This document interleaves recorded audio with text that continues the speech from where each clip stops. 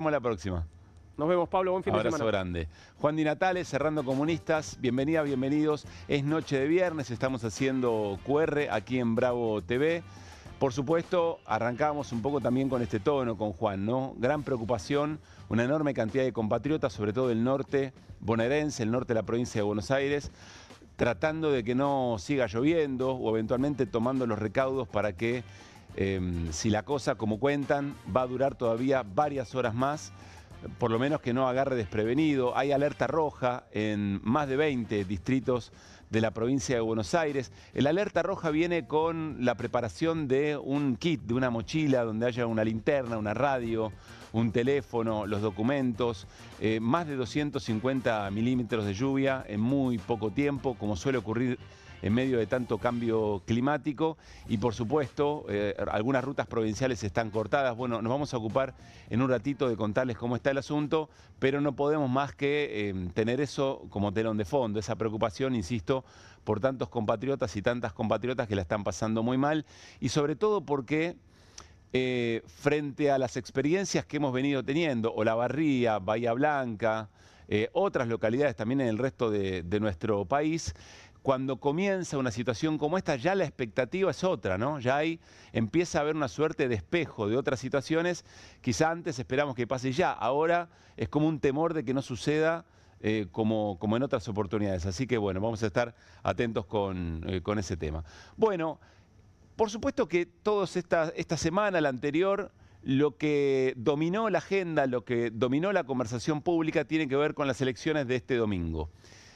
Y quedó de alguna manera de lado la sustentabilidad del plan económico, es decir, el dólar. Y nos vamos a meter en ese tema ahora muy rápido con Guido Bambini.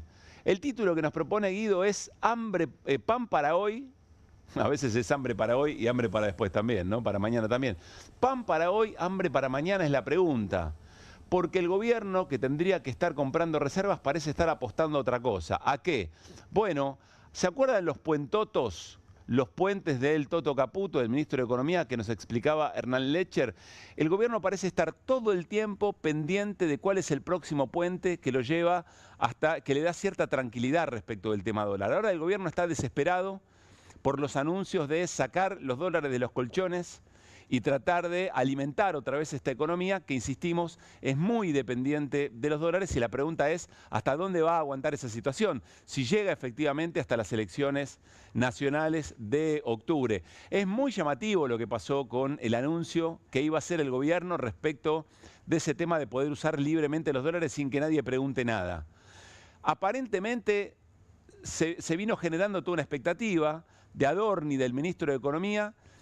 Y es muy curioso porque Adorni dio una razón y el jefe de gabinete dio otra respecto de por qué ese anuncio no llegó. Iba a llegar ayer, ¿se acuerdan? Bueno, dijo Adorni no, porque en realidad el kirchnerismo va a decir que es un anuncio electoralista, así que no les vamos a dar de comer. Pero el jefe de gabinete dijo, en realidad es tan complejo lo que quiere hacer el gobierno, es tan complejo lo que queremos hacer, que todavía no está a la letra fina, no se sabe muy bien cómo se va a hacer. Eso que el gobierno desesperadamente quiere hacer.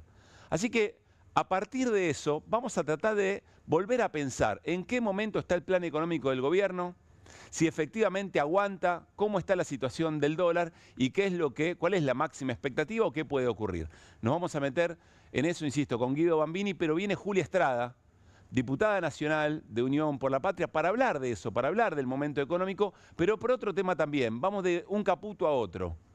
Porque Julia Estrada radicó una denuncia respecto de amenazas del mago del Kremlin, uno de los vértices o uno de los puntos del triángulo de hierro y de poder del propio gobierno, por amenazas al Congreso en general.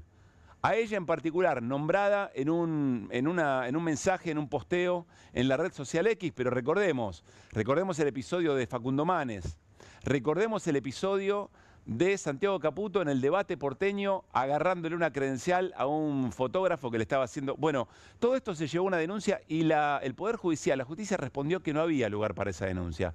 Y esto fue escalando, porque ya sabemos, las cosas comienzan o por redes sociales o de pico, pero después terminan en cosas muy concretas, así que vamos a hablar de todo esto con Julia Estrada también.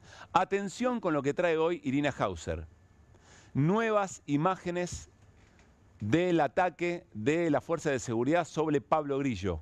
más concretamente el momento, otra imagen que revela el momento en que el cabo Guerrero dispara esa munición de gas lacrimógeno sobre el cuerpo, la cabeza de Pablo Grillo. Y sobre todo vamos a prestar atención a algo que está en la causa, donde se indica que en ese nuevo video, en esas nuevas imágenes, se escucha una frase muy concreta: no le perdonen. Se escucha que alguien le da una indicación a ese sector de la Fuerza de Seguridad, a esos integrantes, donde está Guerrero, que efectivamente dispara la munición de gas lacrimógeno: no le perdonen a esos hijos de puta. Esta frase se escucha, insisto, en ese grupo de integrantes de Fuerza de Seguridad que terminan generando esa lesión, poniendo al borde de la muerte la vida de Pablo Grillo. Y finalmente lo que les contábamos recién. Vamos a hacer, no sé, estamos en veda, no se puede hablar de encuestas, no se puede hacer proselitismo, pero sí se pueden hacer algunas comparaciones. Seguro ustedes tienen rutinas del domingo electoral. Un desayuno por la mañana, un almuerzo, con distintos menús para invitar a la familia que se acerca y que toma a sus casas como centro de la escena electoral para ir a votar. La merienda, las facturas del domingo por la tarde. ¿Cuánto salía hacer todo eso en el 2021, en las últimas legislativas, y cuánto sale hoy en la ciudad de Buenos Aires? Y no solamente cuánto salía antes y cuánto sale hoy. ¿Qué pasa con el salario? ¿A cuántas personas podíamos invitar con nuestro salario para que el mes no se comprometa en el 2021 y en el 2025 para alguna de esos momentos más tradicionales?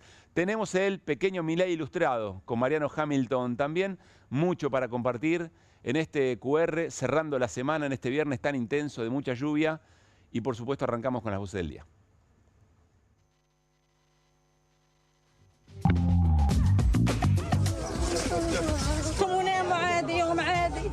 والله مبدغر والدنيا مقلوبه فوقينا ما بعرف ايش ما ادريش. Incentivar el uso de los dólares que están fuera de la economía requiere encuadrarlo jurídicamente desde muchos aspectos. Todavía no está listo y están trabajando en eso. Como cortina de humo para no hablar de la situación socioeconómica en el país, entonces bueno, usemos la vieja receta, usemos a los migrantes. Y hoy ya tenemos muchos investigadores que son investigadores de día y manejan un Uber a la tarde. El día después de la criptoestafa, recibió una amenaza de parte de Santiago Caputo. Es relevante en el gobierno, maneja la CIDE, y uno se espera que el Poder Judicial accione en relación a una amenaza a una diputada nacional. Desestimaron la denuncia. Si este acuerdo se lleva a cabo, no hay segmento, no hay en el petróleo, no hay en el gas, no hay en el turismo, no hay en el comercio, no hay en la logística capacidad para absorber 7.500 puestos de trabajo, que son los que estarían en riesgo. Antes eran importadores, pasaron a ser productores a partir de la ley 26.539. Probablemente avancen en importar estos productos y van a seguir teniendo el negocio. El problema lo vamos a tener las y los trabajadores. Al país le va a sumar unos 60.000 puestos de empleo, porque ese dinero que la gente en vez de gastarlo en el celular lo gasta en otra cosa, dice, vamos a comer afuera, vamos a comprar una pilcha, nos vamos a Mina Clavero, y eso genera mucho empleo. Estamos reclamando por el salario, no tenemos nada, no tenemos obra social, no tenemos salario, no tenemos coche en condiciones. Después hacen lo bueno y quieren pasar gratis en el colectivo, y ahora nos pegan. Tras de esto hay una decisión política de hacerlo. No hay otra manera que se lleve adelante un ajuste como el que están llevando, sino con represión. Acá está el pueblo argentino aguantando con el hombro. Gracias por haber colaborado con Bahía Blanca. La importante recaudación que realizó el grupo de Roque La Renga fue donada en su totalidad para el arreglo de mampostería, de compra de aparatología que sufrieran el deterioro provocado por la catástrofe. En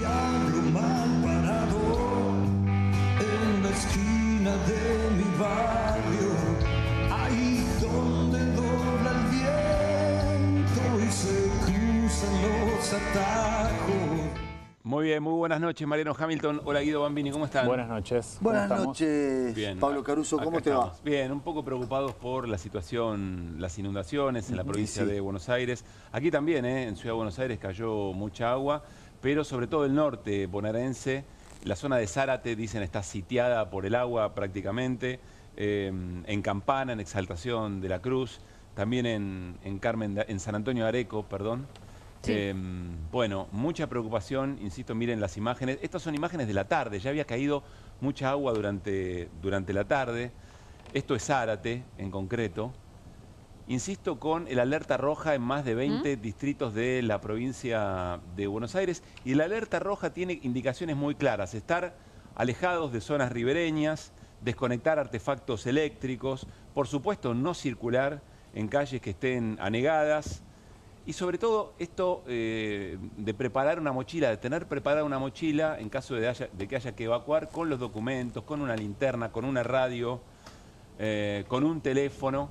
Todas situaciones que me parece antes no las teníamos tan en concreto, y tengo esa sensación que cada vez que ocurre esta cantidad de caída de agua o estos temporales, ahora empezamos a pensar que ya son otras las situaciones que se van generando a partir del cambio climático. Está en línea Fabián García, que es el director de Defensa Civil de la provincia de Buenos Aires.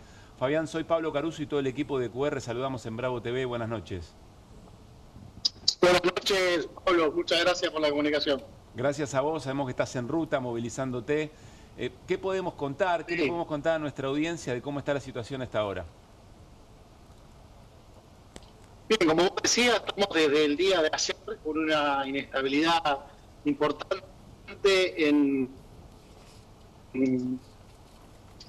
todo.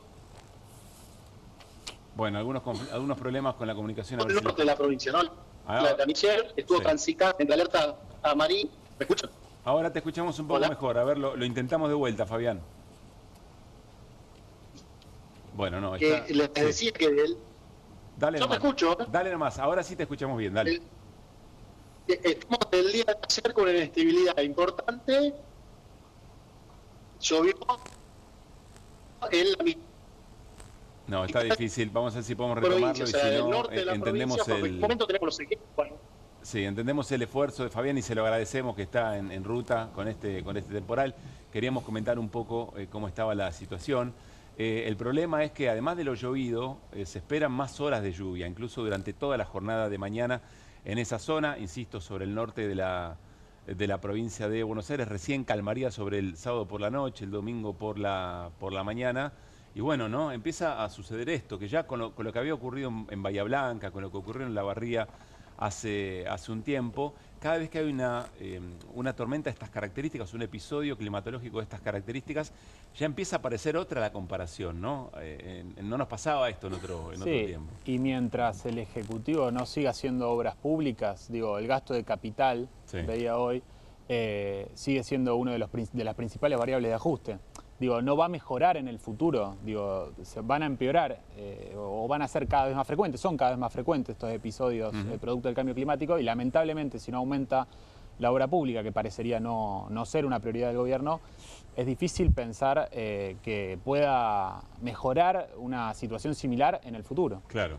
O sea, hay una especie, es curioso decir, no la tormenta perfecta, pero es como es eso, porque es la falta de obra pública, es verdad, pero muchas veces también es la obra pública al tuntún, porque muchas veces hay trazados de rutas o hay diferentes cuestiones que no se planifican y que después tienen su consecuencia cuando ocurre una tormenta importante como la que tuvimos estos días. Entonces, creo que hay tres cuestiones: el cambio climático, la falta de obra pública y la falta de planificación. Son las tres patas que uno puede decir terminan en esto. Sí, claro. Bueno, por supuesto estamos muy atentos y atentas a lo que ocurra y lo que está pasando en este momento. Nos vamos a meter con algo que perdió un poco de agenda y tiene que ver con el momento del plan económico del gobierno de Javier Milei y sobre todo el tema del dólar. Guido Bambini dijo: hambre para hoy, perdón, otra vez la tengo con el hambre, es que es el hambre porque solo, es hambre, ¿no? Para hoy y hambre para mañana. Claro, hambre para hoy, hambre para mañana. Podría haber sido pan para hoy, hambre para mañana respecto al dólar, pero sobre todo esto, los puentotos, es decir, los puentes que va buscando el equipo económico para que permanentemente haya algún tipo de ingreso de dólares y nos permita estar en esta suerte de estabilidad, ¿no? Sí, estabilidad entre comillas. Encontró un equilibrio el tipo de cambio en el trimestre de mejor estacionalidad, que es cuando tenés la cosecha gruesa. Y yo quería compartir lo que dijo ayer en la misa, en este programa del Gordo Dan, Felipe Núñez, una persona del riñón de Caputo, puntualmente en relación a qué quiere hacer el gobierno con respecto a los dólares. Si quiere comprar dólares, si el Banco Central quiere comprar dólares o no. Miremos ese videito y seguimos. A ver, dale. Acuérdense que no venimos, 15-10. No venimos acá a comprar reservas, venimos a bajar impuestos y a bajar la inflación. Sí, señor. Bien, muy bien. Bravo. Gracias, muchachos. No sé qué dijo, banco. Gracias. Muy claro el mensaje. No venimos a comprar reservas, venimos a bajar la inflación y bajar los impuestos. Bueno, yo me pregunto, ¿por qué no comprar dólares? Básicamente, el Banco Central no quiere aparecer en el mercado oficial de cambios para ponerle un piso a la divisa, ¿no? Está en la zona de 1.150 pesos. El Banco Central no quiere ponerle un piso y es una más de varias señales que nos está dando el equipo económico, tanto el Banco Central, los funcionarios del Banco Central, como del Tesoro, diciendo de que no van a comprar dólares, no van a acumular dólares, insisto, en el mejor trimestre de estacionalidad, cuando tenés la mayor oferta de dólares por parte de los agroexportadores, sino si el dólar no llega al piso de la banda. Recordemos, ahora está en la zona de 990 y pico, arrancó en 1000 y va bajando 1% de forma mensual. No es la única cuestión, decía, estas declaraciones, sino también el hecho de Milei diciéndole al campo, liquiden porque a mitad de año vuelven las retenciones, claro. También el anuncio, el generar expectativa por parte de Caputo de este nuevo blanqueo 2.0. Y en definitiva son todos puentes porque el modelo económico está planteado en este sentido. El modelo económico necesita permanentemente de una inyección de dólares para sostener este tipo de cambio en este nivel, ¿no? Para generar este efecto riqueza o este efecto dólar barato, en donde vemos cómo aumentan los viajes de compras o aumentaban en el verano los viajes de compra o cada fin de semana largo los viajes de compra a Chile o a Brasil o mismo cómo estamos importando cada vez más productos electrónicos, cómo vienen digamos con Amazon o productos importados. Bueno, a mí realmente me preocupa que en el mejor trimestre no esté comprando dólares el Banco Central. La apuesta del gobierno, y tenemos una placa para mostrarlo, porque a mitad de año hay que cumplir una meta con el Fondo Monetario Internacional de reservas que parecería no importarle tanto al gobierno. Y ahí estamos viendo cuál es la estrategia de acumulación de dólares, porque si no acumulo por parte de la compra de dólares, que es la forma más genuina que el Banco Central tiene para acumular dólares, ¿cómo acumulo? Bueno, con nueva deuda. A ver, ¿qué estamos viendo ahí?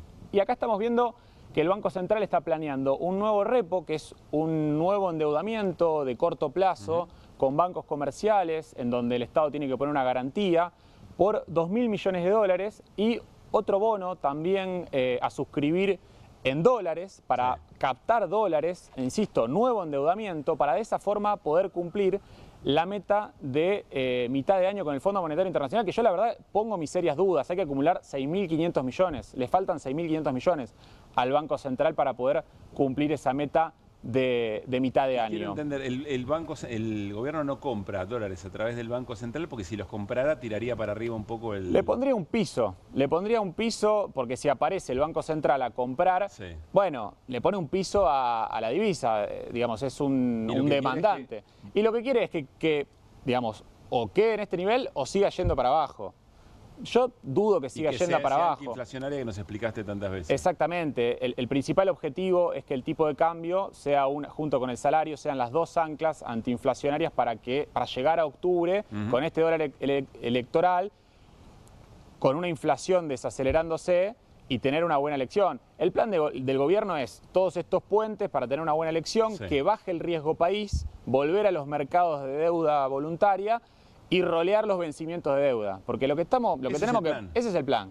Para llegar en el último punto a los dólares de vaca muerta y de la minería. A veces nos confundimos preguntándonos, ¿lo va a poder hacer o va a tener éxito? No, siempre la pregunta es por el costo que tiene un plan de esas características, pero vamos a sumarla a la conversación. Vamos a hablar de otras cosas, tiene que ver con Santiago Caputo, denuncias, amenazas, pero está Julia Estrada, como les decíamos. Hola Julia, ¿cómo te va? Buenas noches. ¿Cómo andan?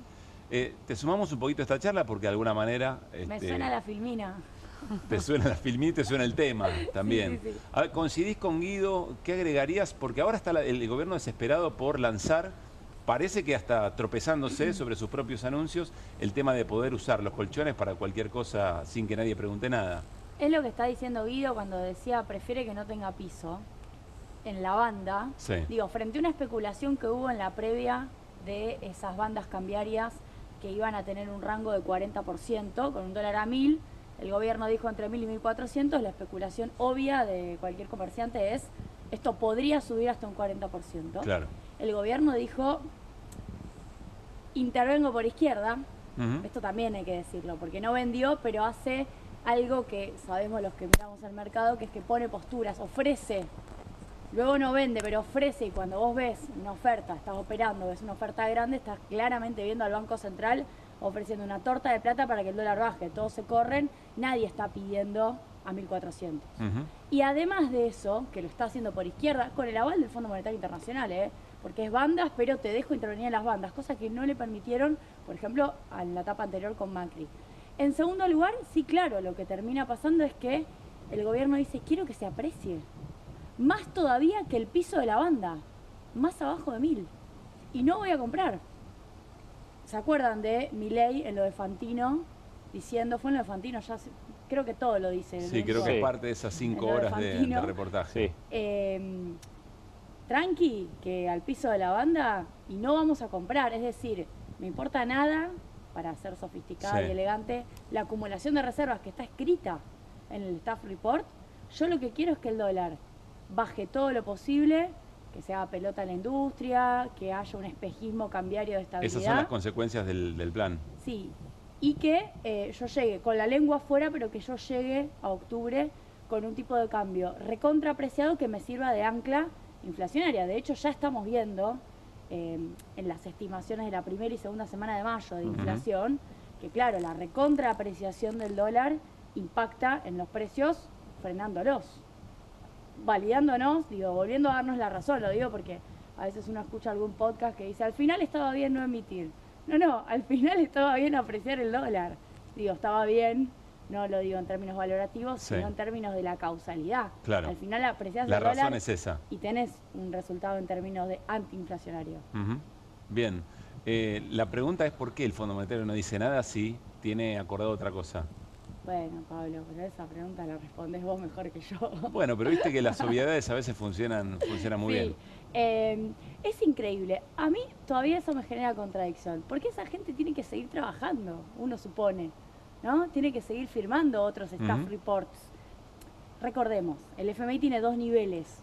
Tiene a los trabajadores, es injusto, a los funcionarios, funcionarios de cuello blanco, que tienen que firmar informes, pero que tienen una carrera meritocrática por delante, se supone, y que quieren ascender, y después tiene a los directores. Los directores son los estados, digo, son los ministros de Economía designados para ocupar la silla del FMI en el caso de los estados que tienen una gran participación. Bueno, en el caso de los estados hay un temón en términos geopolíticos. Por cierto, se filtró por Bloomberg que el directorio, una parte muy importante vinculada a Europa, la dijo, mitad, decía, ¿no? El 50%. El cuarto criterio, que es el cuarto de sostenibilidad política, no estaría cumpliéndose. Tenés al peronismo, te guste o no te guste Cristina, tenés al peronismo mandándole cartas desde el PJ a los principales estados para decirles no vamos a reconocer esta deuda, la vamos a desconocer. Entonces, primero no tenés una homogeneidad clara en el directorio, pero claro, Estados Unidos manda, por algo que acá seguramente Guido y también Hernán contaron muchas veces, vos tomás decisiones con un poder de veto en el Fondo Monetario Internacional. Sobre 100 votos, si vos manejás más del 15%, porque las decisiones se toman con el 85% de los votos, y Estados Unidos maneja más del 15%, tiene poder de veto. Pero ese poder de veto, ese 15%, está desactualizado. Si lo actualizamos por la verdadera participación que deberían tener los países según su relación de Expo o PBI, China debería tener más participación, Estados Unidos menos. Por ese poder de veto, Trump todavía los puede llevar. Y después vas al staff. Y son funcionarios. Para mí deben estar todos bastante molestos con la situación de tener que volver a prestarle a la Argentina por un monto de plata que nos pone como principal deudor. Mariano. ¿Qué tal, Julia? Buenas noches. ¿Qué diferencia hay entre esto que vos decís, los funcionarios de cuello blanco del Fondo Monetario Internacional que no hacen cumplir las metas, e igual está todo bien, con los empresarios argentinos que pierden plata, e igual está todo bien, o con muchos que respaldan a este gobierno que les va como el culo, e igual está todo bien? ¿Qué diferencia hay entonces? No, ¿qué diferencia en qué sentido? No, o sea, ¿cuál es la magia? ¿Cuál es la magia que tiene este gobierno? Yo me la imagino la respuesta, pero quiero que lo digas vos. ¿Cuál es la magia que hace que estas cosas sucedan? A mí me preocupa más, digo, si hacemos una escala de indignación, me preocupa mucho más un empresario argentino que ya está viendo que cierra empresas, Toyota, Nissan, recién el sector automotriz, igual calladito la boca. Hoy hablaba, no voy a dar un nombre, pero hicimos un informe de despidos y suspensiones, llamé a uno de los que despidió y suspendió para decirle, che, ¿qué onda? Enojado por la difamación en los medios. ¿Qué onda le dije? ¿Qué onda? ¿Cómo está la empresa? No digo onda. Planteando que la noticia de los despidos y las suspensiones era parte de una especie de difamación periodística. Yo le digo, mira, pero si no es así lo tenés que salir a desmentir. Claro. No, es así. Lo que pasa es que a mí no me gusta cuando se habla de mi empresa, cuando... Sí. Lo que digo es no solamente hay un acompañamiento a mi ley, sino que hasta hay una negación. Una negación abierta. No voy a generalizar, hay empresarios, obviamente que... Pero perdón, lo de las automotrices desde el año pasado, o sea, que lo vienen tapando, que hay por eso es el chiste de qué onda. Claro, bueno, yo hablo así. Vos ya me conocés, Hamilton. La marca del auto Honda. Por eso es el chiste. ¿Qué onda? Dije. Si lo tenés que explicar... Y bueno, ya perdí la gracia. Igual Honda es de motos. No, lo que decía es que esto es algo que viene ocurriendo y que se tapa sistemáticamente, cosa que a mí me llamó mucho la atención, porque son masivos los despidos en las automotrices desde el año pasado. Sí, y además, bueno, si me ponen a hablar de esto porque tengo un proyecto de autos híbridos, no quiero extenderme, pero sí quiero decir que Argentina está perdiendo el tren en el sentido de que Brasil nos está pasando el trapo con Lula llevándose las principales inversiones para los nuevos modelos, porque el chiste es no solamente tener un buen sector automotriz que produce determinada cantidad de autos, sino fabricar los modelos que el mercado va a comprar. Claro. ¿Bien? O sea, los modelos que los consumidores estarían interesados en comprar, que las marcas están promocionando. Si esos modelos no se empiezan a fabricar en Argentina, o no están las plantas automotrices haciendo las transformaciones que haya que hacer, porque todos los procesos a veces tienen ajustes, quedamos afuera, no ya mismo, pero en algunos años. Y eso está pasando, entre otras cosas porque no estamos discutiendo electromovilidad, pero también porque la inversión se está yendo a Brasil. Pero ¿qué es la diferencia entre Brasil y Argentina histórica? La diferencia histórica entre Argentina y Brasil es que cuando hay un gobierno de derecha, Bolsonaro, y quiere meterse con las vacas sagradas de la industria, las industrias dicen, pará, loco, hasta acá, no sigas, no te vamos a permitir que vos te metas con nuestra soberanía empresarial, que vos te metas con nuestra... Y los argentinos se entregan todo. O sea, los empresarios argentinos le dicen, che, pará, con tal de que le hagan una reforma laboral, que nunca la hacen, pero siempre la prometen, entregan todo. Después venden las empresas a Brasil, como pasó en los 90. En los 90 vendieron, ¿cuántas empresas se vendieron y las compraron los brasileños?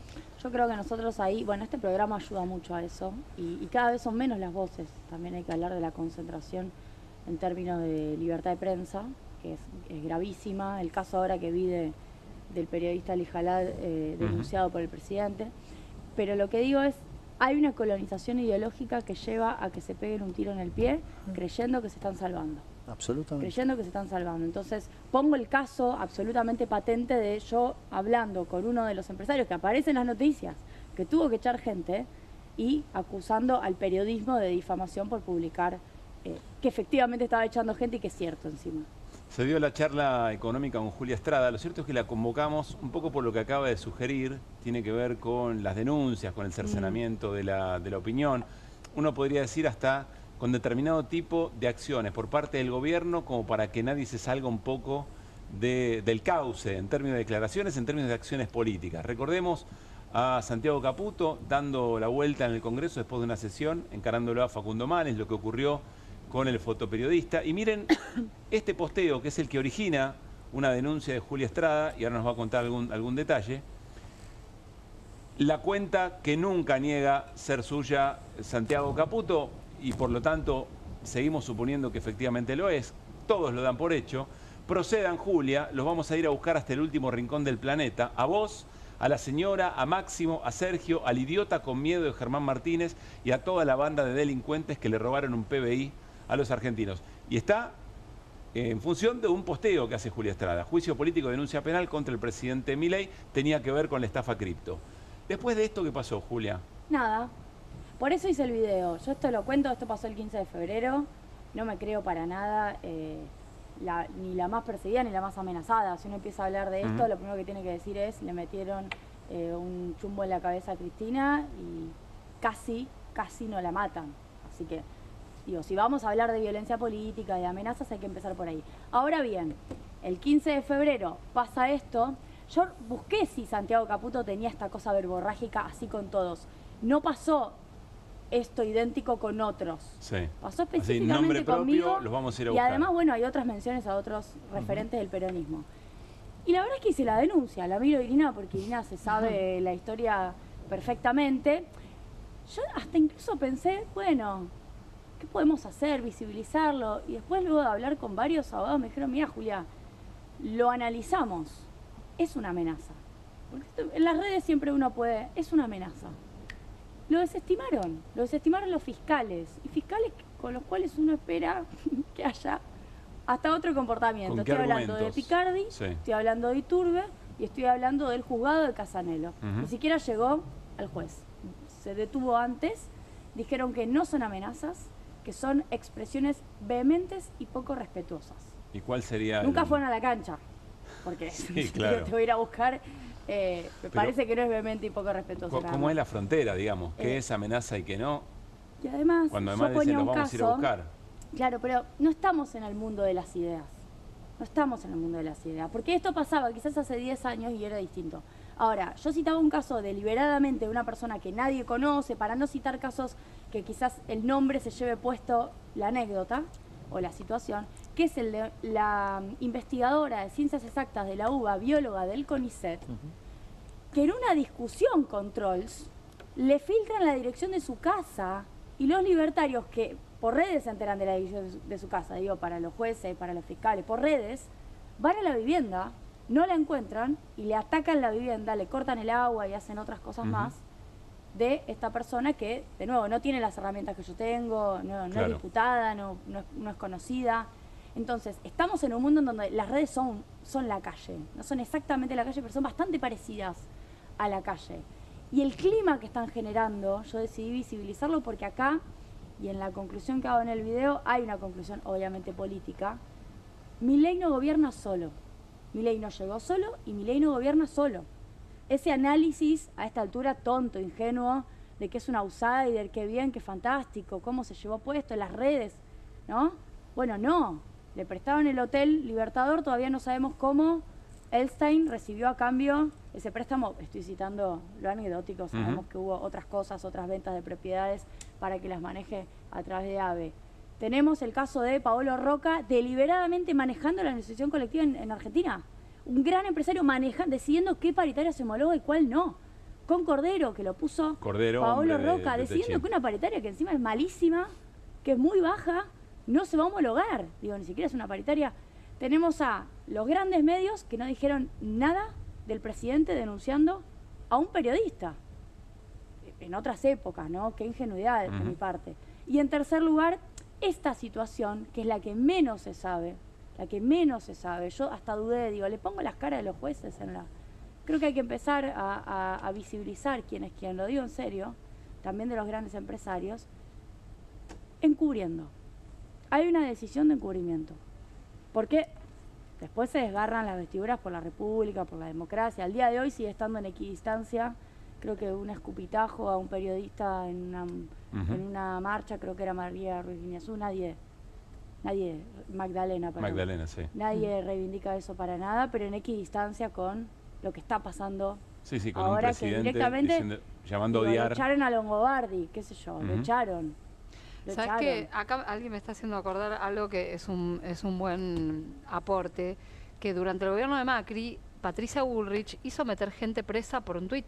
Claro. ¿Se acuerdan? A un pibe de 20 si no me años. Equivoco, por amenaza a Macri. También. Por amenaza en la provincia de Jujuy también ocurrió con Morales. Bueno, sí, ¿te acordás? Exactamente, todo por tweets. Y sin embargo, realmente eran cuestiones que claramente no eran amenazas concretas. A mí lo que me llama la atención es que estamos en un contexto donde me da la impresión de que esto ya merece otro tipo de análisis, incluso a nivel jurídico. Digo, no hay nadie que rompa el molde y que diga, esto lo tenemos que analizar en su contexto.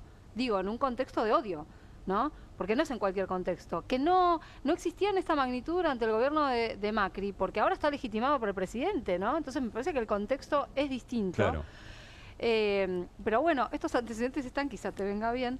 Y hay otros también que por ahí no son del plano de las redes sociales, pero por ejemplo, Facundo Manes, por la situación que tuvo, la amenaza que tuvo de parte de Santiago Caputo en el Congreso, sí cara a cara, primero le habían rechazado la posibilidad de querellar y la Cámara Federal finalmente dijo que no, que tenía que tener la posibilidad de ser querellante y asumió como querellante. Pero además no nos olvidemos que este tipo es el que aparece en un video tirando, practicando tiro de una manera un tanto absurda. Este tipo es el que maneja los servicios de inteligencia. Sí, lo menciona Julia en el... Por eso, o sea, este tipo tiene mucho poder. Voy a hacer una pregunta tiene ahí. mucho poder, pero mucho poder en serio. Voy a hacer una pregunta una ahí, boludez. Mariano, perdón. Porque no está confirmado, no es que él permanentemente dice, sí, esa cuenta es mía. No, deliberadamente hace dos cosas que además a esta altura del partido también son para que la justicia accione. No tiene un cargo público, no le cabe la ley de ética pública ni ninguna legislación vinculada al Código Penal con la cual uno pueda denunciarlo porque ocupa determinado cargo, distinto a Karina Milei, por ejemplo. Karina Milei es secretaria general de la Presidencia. Él no es nada y tampoco tiene una cuenta identificada con su identidad. De hecho, lo que yo me imaginé al hacer la denuncia y al también darme cuenta que claramente había elementos es lo que va a pasar es que van a identificar la amenaza y me van a decir no podemos identificar que sea Santiago Caputo. Yo sabiendo eso dije, bueno, insistiré, chequeen que esa es la identidad de Santiago Caputo, cosa que a esta altura igual habría que hacer. No, la respuesta fue no hay amenaza. Es como la de Francos en el Congreso, Claro, no hay aunque estafa. esa información hubiera sido valiosa también, dado la situación. Yo soy de las que piensa que aunque sea esto, una postulación, y aunque sea que podamos conversarlo y que uno pueda presentarse ante la justicia, tiene que existir la posibilidad de hacerle frente a estos hechos. Si yo la dejo pasar, más allá del devenir de esta causa, que igual estamos haciendo nuestras cosas. Si yo la dejo pasar, ¿qué pasa con los demás? De verdad lo digo, ¿qué pasa con los demás? Porque el riesgo se de supone que una ¿no? diputada nacional, lo mismo que con Manes, se supone, ¿no? La República no tiene fueros, hay una defensa de la cuestión equilibrada, tripartita, bueno. Pero además es una historia, este país ha hecho una historia de esto. Luego, que el tipo mire la credencial de un fotógrafo. Nos olvidamos, tan rápido nos olvidamos de cabeza, digamos. ¿Tan rápido? Sí, lo mencionamos ese día. Lo habíamos visto en vivo casi, ¿no? O sea, nos olvidamos tan rápido. O sea, de que una diputada sea amenazada, nos olvidamos tan rápido de lo que pasó durante la dictadura, donde desaparecían tipos que fueron echados del Congreso por la dictadura cuando se cierra el Congreso. O sea, nos olvidamos ya de todo esto. La vuelta de página es 40 años pasaron. La nota de Arely más, Jalad, que señala el discurso de odio y lo performático que efectivamente es, si no me equivoco, termina diciendo todo esto en El País de Walsh y de José Luis Cabeza. No me acordaba. No, pero está muy bien el señalamiento. Insisto, hasta el riesgo de la naturalización también, digamos, ¿no? Me resultó muy interesante lo que decía Irina, si el Poder Judicial tiene que atender los contextos para saber cómo evaluar eventualmente una situación como esta. O al revés, lo grave que es que no lo tengan en cuenta. Hay jueces y juezas que consideran que sí, lo hacen, y hay otros que consideran que tienen que hacer una lectura lineal con su biblioteca del Código Penal, digamos. ¿Entendés? Hay jueces y jueces. A mí también me sorprende que sea una decisión de Casanelo, de Franco Picardi, ¿no? Porque si él no impulsa la investigación, el juez no... ¿Por qué te sorprende? No la sigue.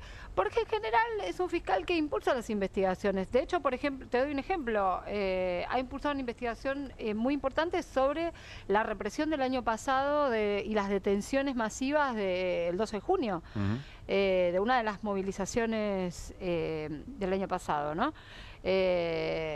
Por eso me llama la atención, porque por ejemplo, ha cerrado causas con denuncias truchas del Ministerio de Capital Humano.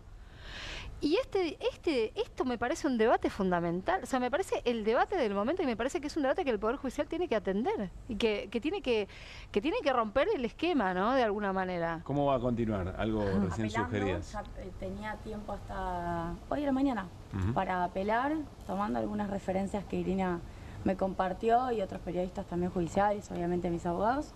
Apelamos, así que está otra vez la pelota del lado del Poder Judicial. ¿Y eso lo decide quién, esa apelación? Y ahora va a una instancia más arriba.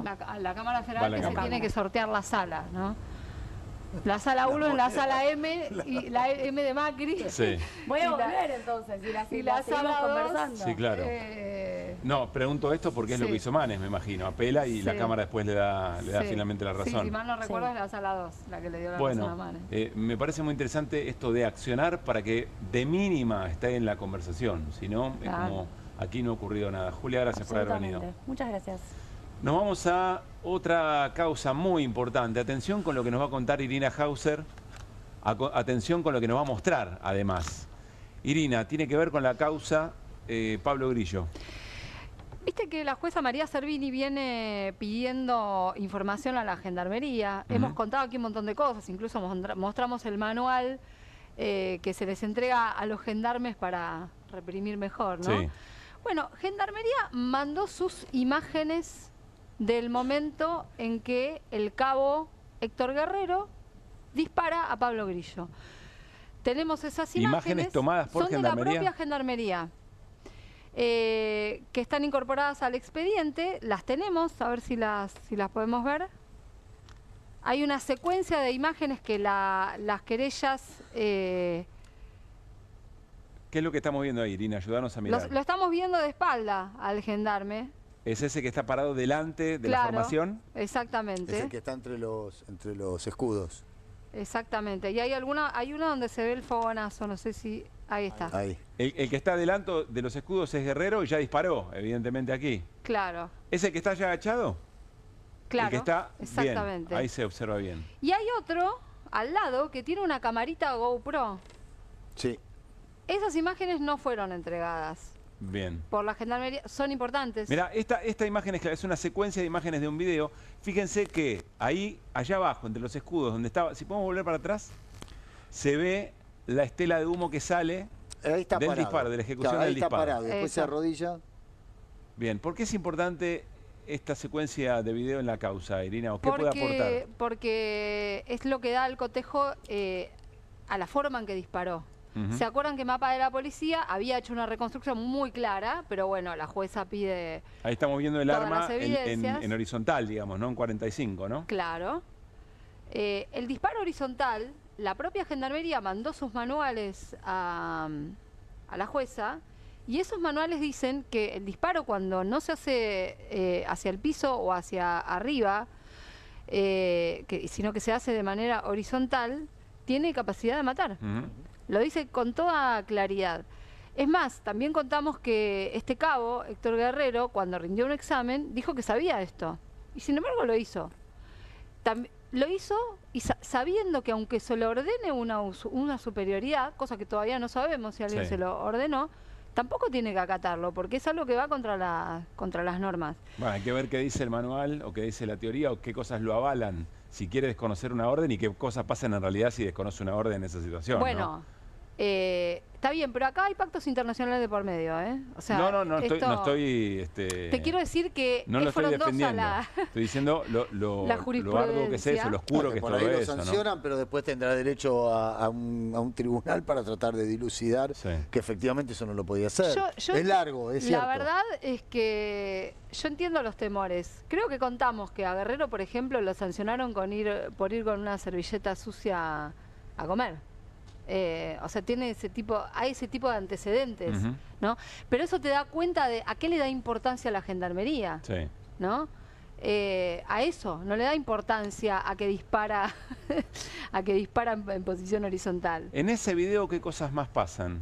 En ese video que aporta Gendarmería. En este video pasa lo que te digo de que se ve que hay otra cámara, y es una cámara que la jueza va a tener que reclamar. Porque es una cámara que puede revelar otras anomalías, ¿no? Otras irregularidades. Esencialmente eso. Que es una cámara que, si nos fijamos bien, parece estar desde atrás y más en línea recta hacia donde estaba Pablo Grillo. Claro, exactamente. Exactamente. Es una prueba fundamental esto. Yo supongo que la jueza está esperando algunos informes del cuerpo médico forense para llamarlo a indagatoria, Guerrero, porque es raro que hasta ahora no lo haya llamado a indagatoria. Sí. ¿No? Porque ya la prueba es absoluta. Juli, decime, perdóname, porque yo siento que la imagen, para entender el valor de lo que trajo Irina, siento que esa imagen tendremos que mostrar, porque quizá nosotros ya la vimos y sabemos que dónde poner la mirada. Si lo podemos llevar a pantalla y señalamos efectivamente qué es lo que estamos viendo. Vos avísame cuando se puede. Porque ahí donde está, justo está debajo ahí se lo ve, en la anterior ahí se lo ve perfectamente agachado Guerrero. Y fíjense que está en la línea de la senda peatonal, el arma está directamente en paralelo. Sí, él está en posición horizontal, es nítida la imagen. Y además es una persona que se preparó para disparar.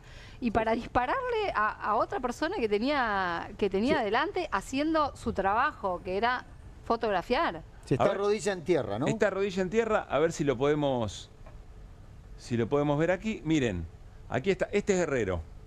Aquí está, rodilla en tierra, como dice Mariano, y esto que se ve aquí, negro, es efectivamente el arma que dispara. Y si, Pablo Grillo está por aquí, digamos, ¿no? Ese es el estacionamiento que está dentro de la propia Plaza Congreso. Miren esto, miren la estela, el humo que sale de la detonación, digamos, ¿no? Que es lo que impacta del momento del disparo. Y el arma sigue apuntando. Y el arma sigue en línea recta. Claro. Y esta es la cámara GoPro que dice... Esta es, ¿no, Iri? No, sí. eso. ¿Esta que está acá en el casco? Un tanque. No, eso es un tanque. Acá, ¿Cuál es la del cámara? otro lado. Esperá, se ve mejor en otra imagen. A ver, sigamos. Ahí, la tiene el de la izquierda. El casco del de la izquierda. El casco de la izquierda, ahí lo ves, es una... ¿Puedo ir? Así te señalo. Sí, venga, Mariano, porque no, por eso les decía qué importante es que lo tengamos claro. Claro. Sí, gracias. Esa es la cámara. Ah, claro. Muy bien, muy bien. Ah, claro, eso va a tener... no va a tener el escudo impidiendo la vista. Bueno, esa cámara tiene que estar registrando nítidamente lo que pasa ahí. Claro. ¿No? Igual se ve, acá se ve en esa secuencia. ¿Este es Guerrero? Se ve con... Acá ya se levanta. Se ve con claridad. ¿Este es Guerrero? Ese debe ser Guerrero. Sí, se levanta, sale de la posición de disparo y se corre del lugar. Sí, además tiene un traje más claro que el resto, ¿se acuerdan? Sí. Bien, ¿acá se ve la cámara con más claridad? Sí. ¿Me parece a mí? Ahí tenés la cámara, ahí tenés la cámara. Por eso yo te decía, había una icon donde se veía bien claro. Esta es la cámara. Ahí está. Esta es la cámara. Ahí la ves perfecta. La jueza va a tener que pedir las filmaciones o y lo que haya debería pedir registrado esa filmación porque es fundamental. Que son de todas que... maneras no es que no haya prueba, pero quizá todas estas cámaras te permiten ver otras cosas de la escena. Ahora, Iri, yo entiendo que esto son secuencias de un video y que en ese video, en el documento en el comunicado de la querella, se escuchan cosas también. Bueno, la querella tiene todos los crudos de los videos, son muy ruidosos, por eso lo importante es lo que ellos sacaron de ahí en limpio. Y lo que se ve es que evidentemente los gendarmes hacen honor a ese manual que mostramos la semana pasada y más que eso, porque lo que hacen es insultar, si podemos ver el informe,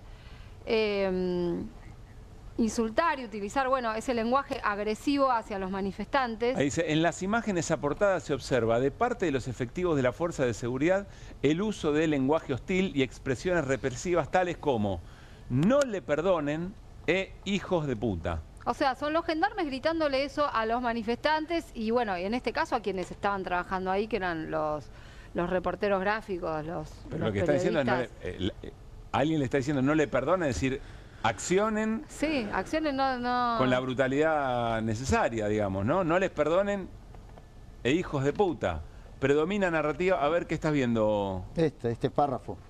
Acompáñalo, Mariano, dale. Sí, porque yo no lo puedo leer desde acá. A ver, dice... Después de producido el disparo que puso en riesgo la vida de Pablo Grillo, se escucha al gendarme que filma decir, estamos excelente, más que bien. Abajo. Después de producido el disparo que puso en riesgo la vida de Pablo Grillo... Estamos excelente, más que bien. Es insólito. Bueno, con más razón tenés que pedir ese video porque se debería escuchar más nítidamente ahí.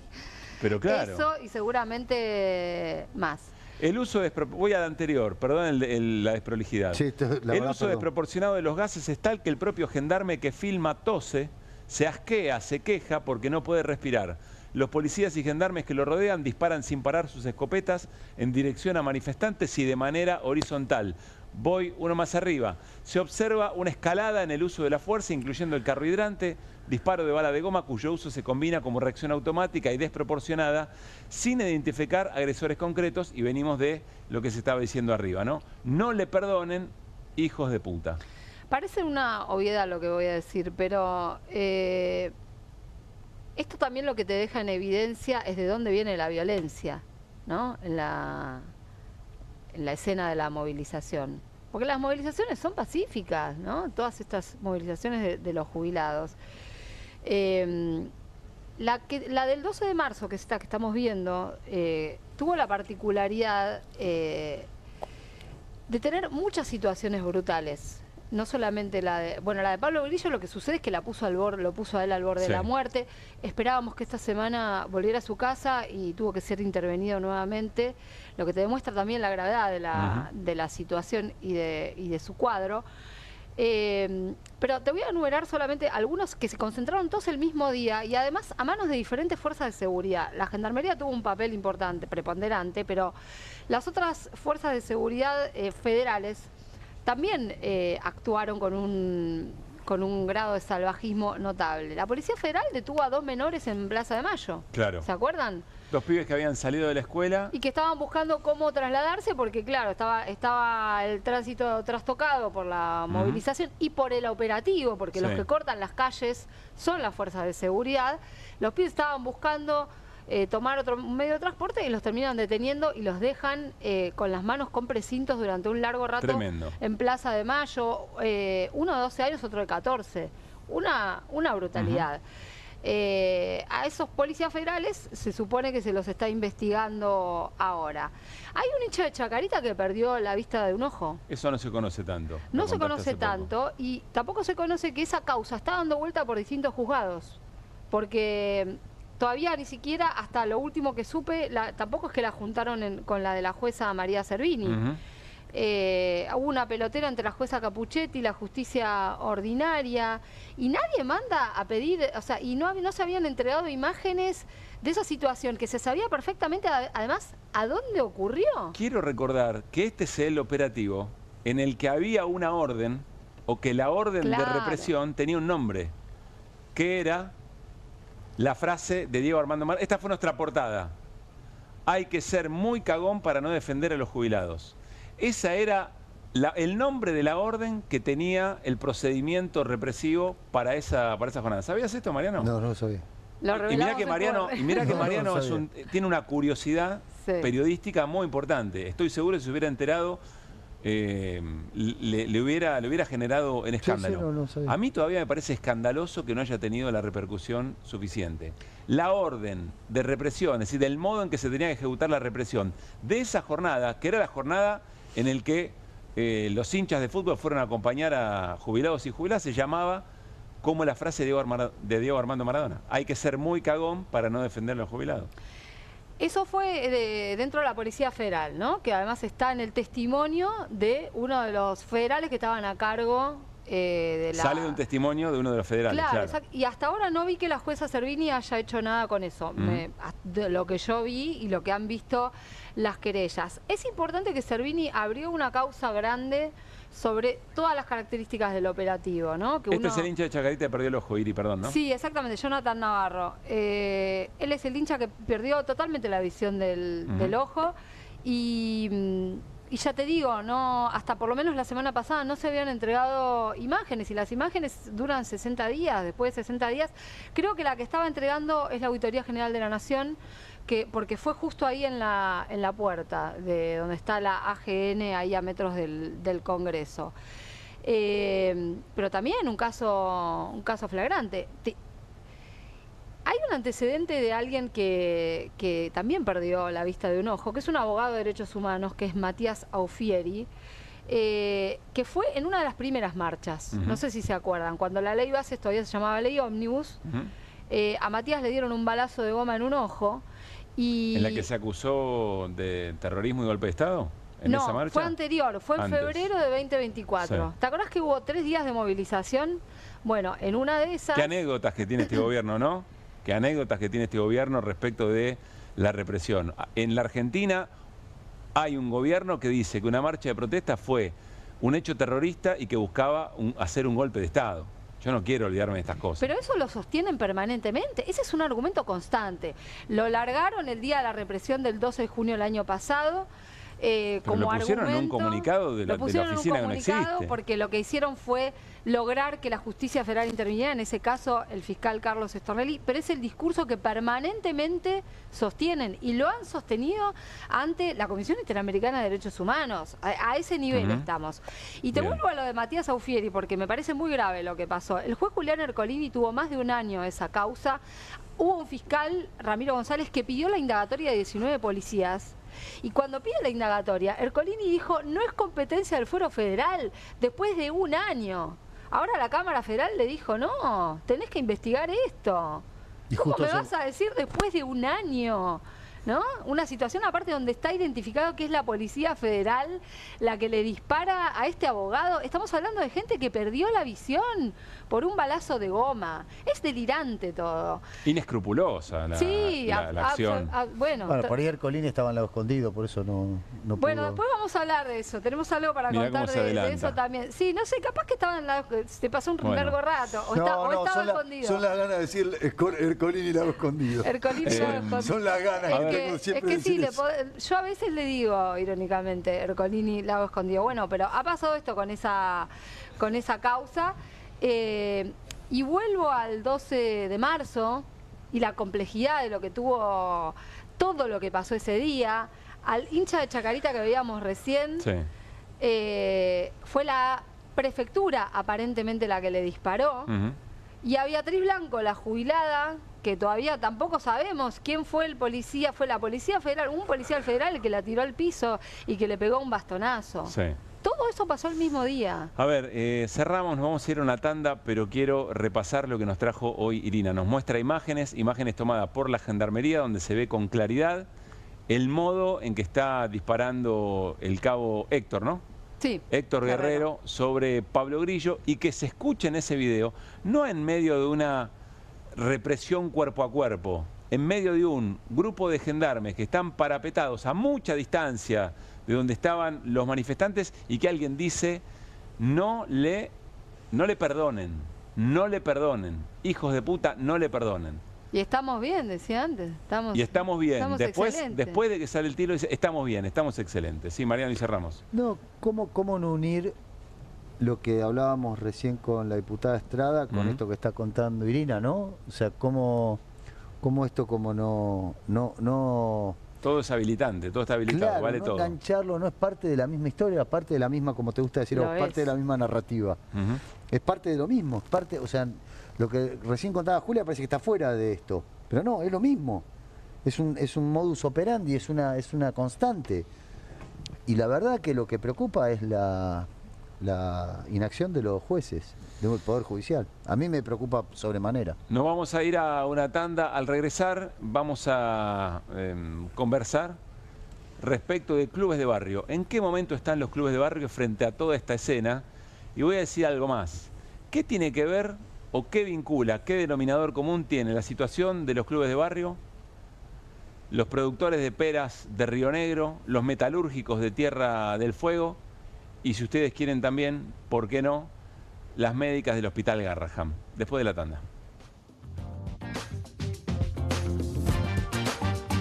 Escribinos.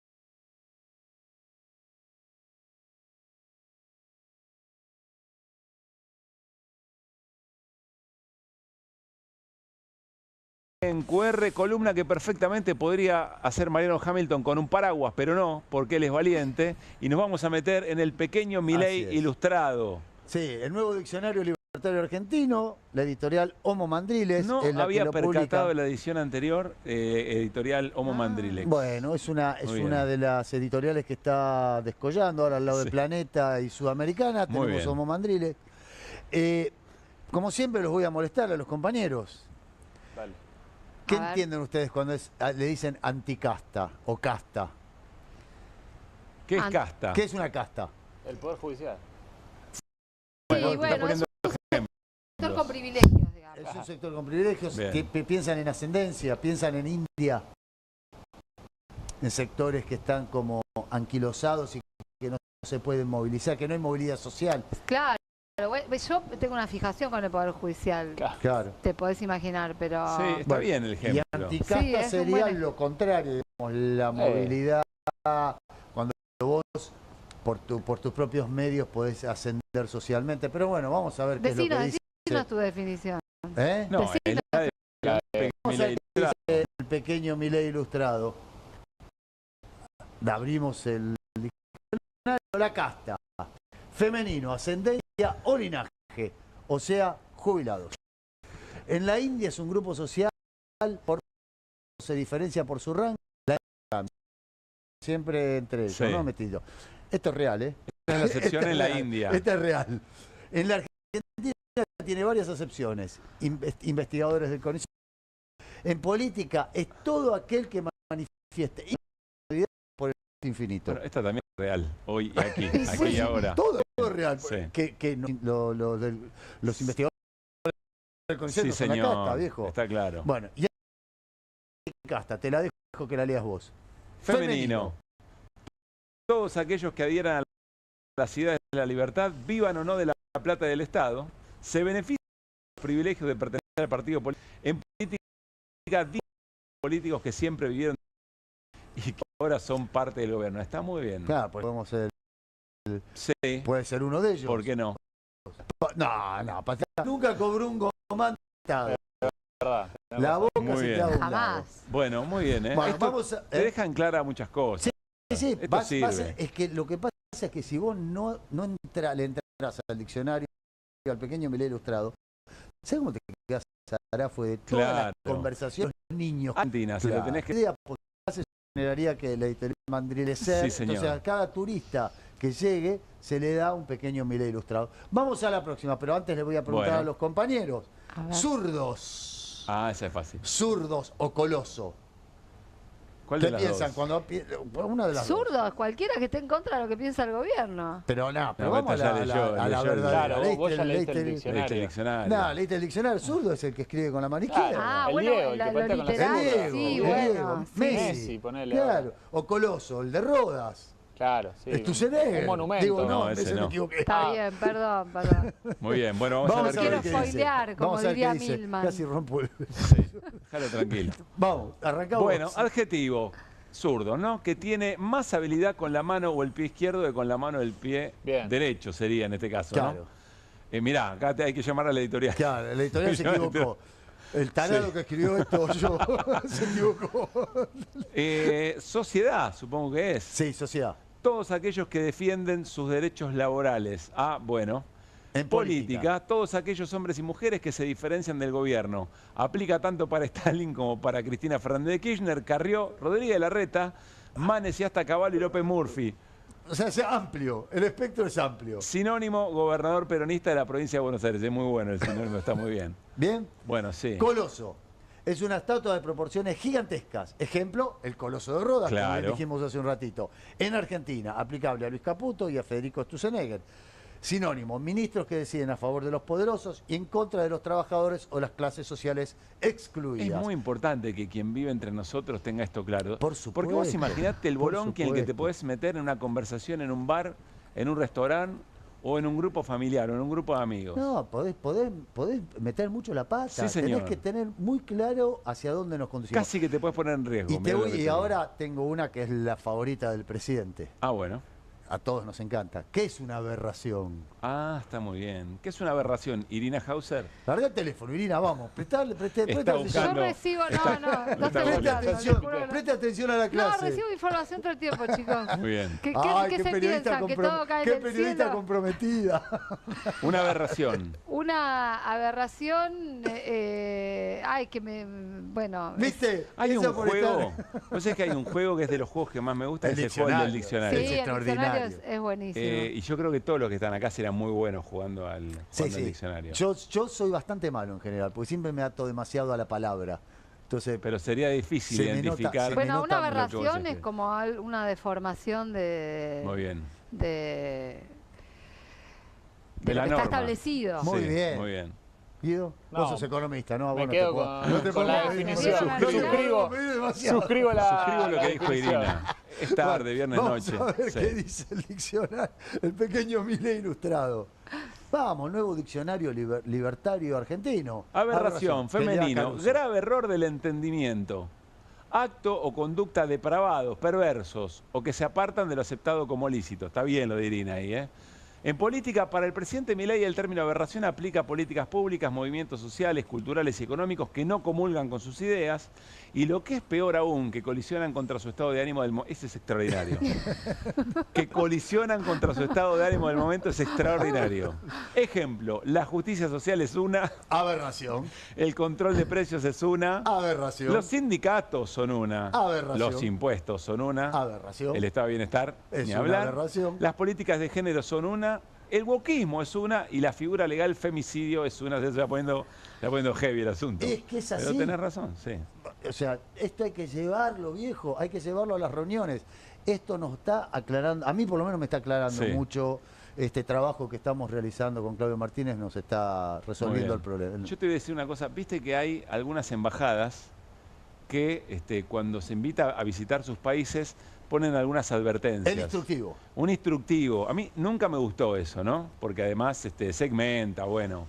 Pero te da un instructivo como para no meterte en problemas en ese país. Esto debería estar en todas las embajadas en la Argentina. Es como si fuera las normas de etiqueta, ¿viste? Para entrar a un banquete. Sí. Bueno, te dicen, no, entonces usted tiene que estar de elegante sport. Ten en cuenta todo esto porque si no la puede llegar a pasar muy mal. Exactamente. Muchas gracias, Mariano Hamilton. Por favor, es un placer siempre compartir con usted.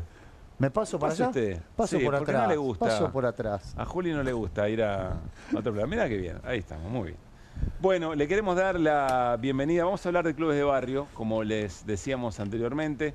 Pobre Juan Ignacio Bruera, que es el secretario del Observatorio de Clubes de Barrio, debe estar diciendo a dónde vine un viernes por la noche. Pero bueno, estas cosas ocurren y en general suelen funcionar. Juan Ignacio, bienvenido, buenas noches. Muchas gracias por la invitación.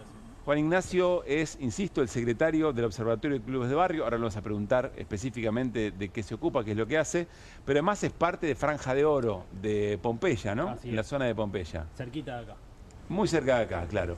¿Qué es ser secretario del Observatorio de Clubes de Barrio? ¿Qué es el Observatorio de Clubes de Barrio hoy? El Observatorio de Clubes de Barrio lo pensamos para discutir políticas públicas con el Estado, porque siempre nos veíamos en la situación que cuando queríamos discutir por alguna cuestión en particular, terminaban dándonos un cono, una pelota, una camiseta, y entendemos que los clubes son dinamizadores en la economía y que no solamente cumplimos el rol de la práctica deportiva, sino que cumplimos muchas más que otras cosas que el deporte. El deporte, digamos, es lo secundario. Claro, es muy buena la imagen de llegan. ¿Qué van a pedirte? Ahí te van a pedir unas camisetas, no, queremos otra cosa. En este concepto, o en esta concepción que Juan Ignacio nos plantea, un club de barrio es casi una aberración, Mariano, ¿no? Absolutamente. Claro. Estás en la casta. Mirá, sos casta, sos una aberración. Sos un zurdo de mierda. Por colectivista. Totalmente. Entras en todas las acepciones. Todas las categorías. A ver, Juan Ignacio, ¿en qué momento están los clubes? Porque nosotros recordamos, sobre todo, supimos entender que los clubes de barrios eran un indicador de cómo estaba de alguna manera la comunidad ya en la pandemia. Hablamos mucho sobre eso. Se tomaron políticas, por ejemplo, respecto de las tarifas y demás. Los clubes se convirtieron en aquel momento incluso en centros de vacunación en algún caso. Así es. ¿Y en este momento cómo están? Y en este momento es un momento crítico, particularmente con el tema de los servicios públicos, que obviamente a lo largo de la historia y por ahí a partir del 2015, cuando asumió el gobierno de Mauricio Macri, nos pegó un primer tarifazo y a partir de ahí estuvimos tambaleando. Y ahora con este gobierno que nos sigue atosigando con las tarifas, pensá que el incremento en un año de 2024 a 2025 fue más de un 72%, que es enorme para un club. Un club como el mío, que cobra un grupo familiar, la cuota 5.000 pesos. Imagínate lo que es para 5.000 pesos el grupo familiar. 5.000 pesos el grupo familiar. Imagínate, viene una boleta de más de 660.000 pesos. ¿Cómo hacemos para afrontarla? Te estoy hablando de un club que está en la ciudad de Buenos Aires. Imagínate los clubes del interior, sí, claro, o del conurbano. Así no que lo podés pasar a cuota eso, digamos. No, y aparte que la cuota, como está la situación y en uno de los estudios que hemos hecho con el observatorio, mermó el pago casi en un 30%. O sea, estamos también viendo esa dinámica de cómo la gente está sufriendo en el club. Lo ves en el buffet, porque el buffet no está caminando, o por Claro. ahí cuando hay una jornada deportiva, antes se acercaba toda la familia y acompañaba al nene que estaba jugando. Hoy solamente por ahí va una mamá y a veces hasta lo dejan en la puerta del club hasta que termine de... Porque de jugar. algunas competencias tienen un... La mayoría de las competencias se paga un bono mínimo para sostener esa competencia, y hoy la realidad es que también se ven esas pequeñas cosas. Claro, vamos a ver, nos trajo Juan Ignacio una placa para ver la evolución de la tarifa, sobre todo del costo del servicio eléctrico. Miren esto, partamos, si ustedes quieren, del mayo del 2024. Miren la evolución, no hace falta explicar mucho, ¿no? La línea lo muestra por completo. Ahora estamos en 650.000 allá arriba, en marzo del 2025 y contando, Juan Ignacio, ¿no? Así es. Esto es solamente de este año. Ya venimos, digamos, igual sufriendo... Perdón, ¿esto es de Franja de Oro? Franja de Oro. Esto es Franja de Oro. Esto es Franja de Oro. Muchos otros clubes viviendo también la misma situación que el Club Franja de Oro. Hoy los clubes, de hecho, nosotros intentamos realizar alguna medida de amparo, y es tan cruel el gobierno nacional que cuando nos sentamos a hablar con los abogados nos dicen no podemos presentar ningún amparo colectivo, porque vos cuando presentás la boleta figura un subsidio del Estado Nacional que hoy es casi simbólico, que es de 25.000 pesos. Cuando el Estado Nacional y los estados municipales utilizan los clubes. ¿Hay algún interlocutor por parte del gobierno respecto de los clubes? Mirá, el único interlocutor que podríamos llegar a tener es Daniel Scioli, que en su momento respondió por el tema de las tarifas y dijo que había un plan para un recambio de luminaria. O sea, una respuesta totalmente absurda. De menor consumo. Sí, claramente, pero ¿cuánto podés mejorar el consumo? Es mínimo. O sea, el problema es de fondo. Nos quisimos sentar a dialogar con el gobierno nacional. Claramente la intención no es ayudar a los clubes. De todas maneras, yo estoy seguro que Scioli todavía no se enteró, porque peronista y deportista, en cuanto te escuche lo que está pasando en los clubes de barrio, seguro que se ocupa. Tiene un club al lado que es el que él jugaba la pelota, sí, y hoy tampoco ese club puede pagar la... ¿En serio me decís? Sí, la boleta de luz. El club donde Scioli... El club donde es y donde sigue yendo, nos hemos acercado, lo hemos hablado, obviamente por temor por ahí algunos no lo salen a decir, pero sufren el mismo inconveniente que sufre Franja de Oro o cualquier club de la Argentina. ¿Hablamos de la ñata? Exactamente. Bueno, Scioli está preocupado para traer la Fórmula 1 a la Argentina, digamos, estas son sus preocupaciones, pero te quiero hacer una pregunta, tiene una pequeña introducción. Mi hijo va a la Escuela de Comunicaciones y hacía natación en un club que se llama Villa Saores. Es un club que está ahí en Santo Tomé y Artigas. Y yo entré al club y el club tiene unas instalaciones extraordinarias, un club de barrio, y subí por una escalera y veo un gimnasio, y veo un ring de boxeo, y veo un tatami para hacer artes marciales. Y digo, che, pero ustedes... Me dice, no, esto lo hicimos con un programa que nos dieron durante el gobierno de Alberto Fernández. Entonces nosotros, esto era una terraza, me dice el tipo, esto era un playón, una terraza, ni siquiera se podía caminar, era de chapa. Pudimos hacer la losa, pudimos cerrar y pudimos hacer todo esto para que la gente del barrio tenga acceso. ¿Qué era ese programa que se permitía? Estamos hablando de Matías Lames, ¿no? Por supuesto. Sí. Ese programa era Clubes en Obra, que sirvió mucho para los clubes porque teníamos posibilidad el dinero que uno tiene, reinvertirlo en infraestructura, pero también déjame decir que en su momento nos hemos sentado a hablar con el ministro porque entendíamos que la demanda principal era la de los servicios públicos, claro. Y lamentablemente tenemos una ley que es la 27098, que en su momento el ministro no la quiso reglamentar y que por suerte... Aquel ministro Matías Lames, sí. Y que por suerte el ministro de Economía en su momento, Sergio Massa, asumió la responsabilidad de los costos de los servicios públicos. Tuvimos a través de una resolución una bonificación del 45%, claro. en los servicios públicos a través de la Secretaría de Energía, pero nuestro temor era esto. Claro. Si se va un gobierno que tiene intención de ayudar a los clubes, ¿en qué quedamos? Nosotros tenemos una ley, más allá de que este gobierno las leyes se las pasa por donde quiere.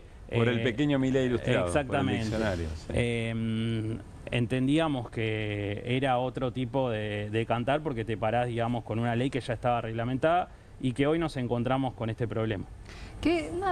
Una curiosidad, ¿qué importancia tiene en la vida de los socios de estos clubes justamente la actividad social que le da el club, ¿no? Y nosotros siempre decimos, primero generamos identidad, comunidad, solidaridad.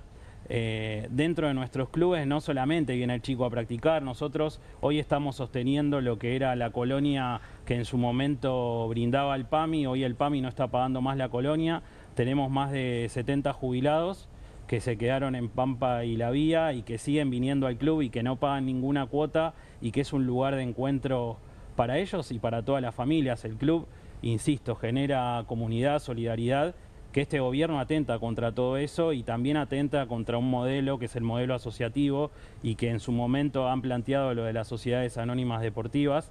Vienen también por ese modelo que es el acervo cultural, creo que de la Argentina. Y si perdón, dale. Sí, sí. Dale vos. No, que más allá del acervo cultural también, el entramado social de la Argentina es fundamental, el club de barrio. Totalmente. O sea, todos se quejan, dicen, no, los pibes están en la calle, los pibes esto, la droga, esto, lo otro. ¿Qué mejor lugar para que un pibe no caiga en la droga? ¿Qué mejor lugar que es un club de barrio en donde practican deportes? O sea, si vos pateás ese tablero, estás empujando a los pibes a la calle, que es lo que todo el mundo dice que no tendría que ocurrir.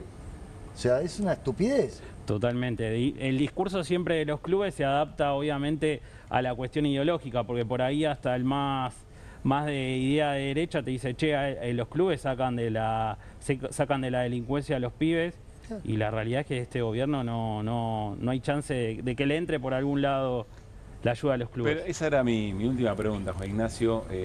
¿Cómo ves o qué escuchás en las conversaciones que se dan, ¿no? Uno que también va todos los fines de semana a los clubes y se da cuenta que se votó de todo. Hay quien votó amarillo, hay quien votó violeta, hay quien votó celeste.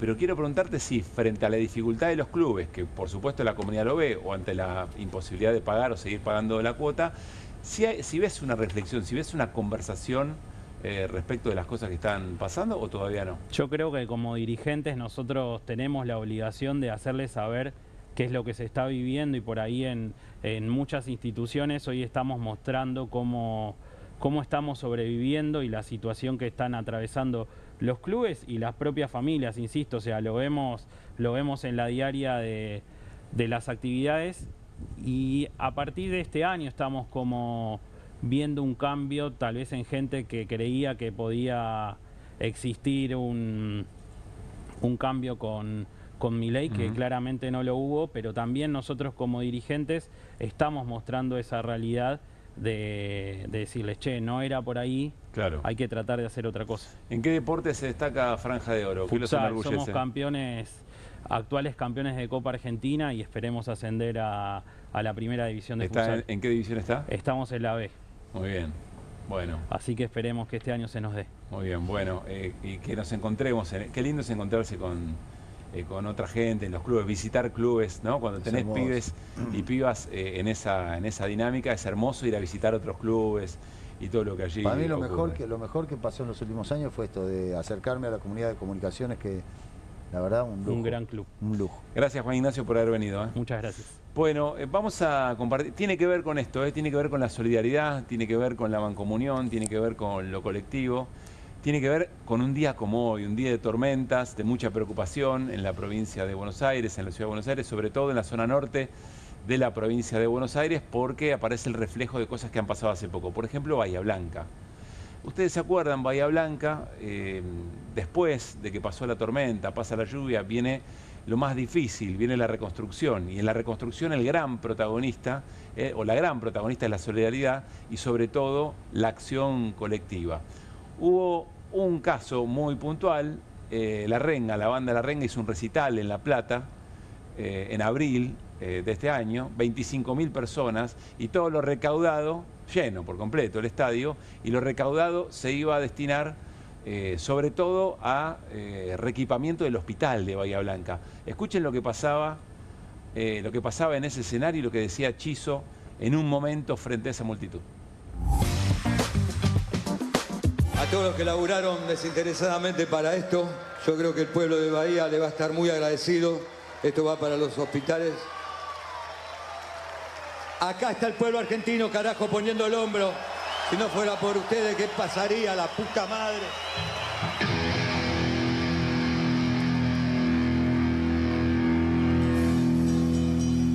Acá están los verdaderos leones.